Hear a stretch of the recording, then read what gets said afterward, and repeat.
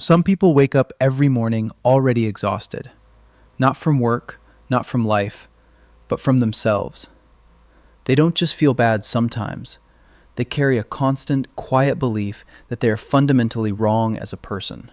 This isn't low self-esteem, this is something deeper, and psychology has a lot to say about it. Number 1. The internalized critic. Psychologists call it internalized criticism.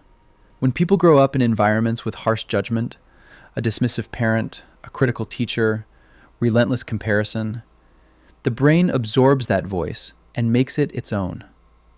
Over time, the external critic disappears, but the internal one never stops talking. It becomes the default filter through which every experience is processed. Number 2. Cognitive distortion loops. Aaron Beck's cognitive behavioral model identifies specific thought patterns that fuel self-loathing. Personalization, where everything bad is your fault. All or nothing thinking, where one mistake means total failure. And mental filtering, where only the negative information is retained. These aren't just negative thoughts.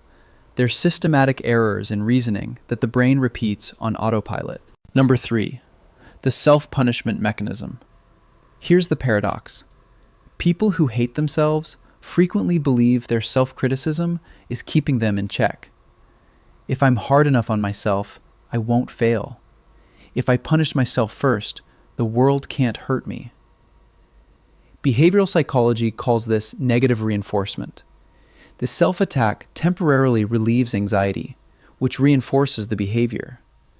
The punishment becomes the coping mechanism. Number 4. Identity fusion. Most people distinguish between I did something bad and I am bad.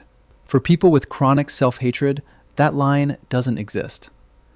Research on self-concept clarity shows that when identity is unstable or negatively defined, individuals anchor to shame as a stable reference point. Shame becomes who they are, not just how they feel. Number 5. Disrupted attachment.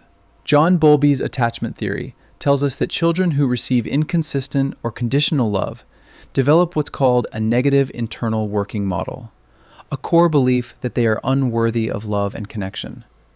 This template gets carried into adulthood, and without intervention, it quietly structures every relationship, every decision, every moment of self-reflection. Self-hatred isn't a personality flaw. It's a psychological architecture, built over years, reinforced by thought patterns, and often mistaken for self-awareness.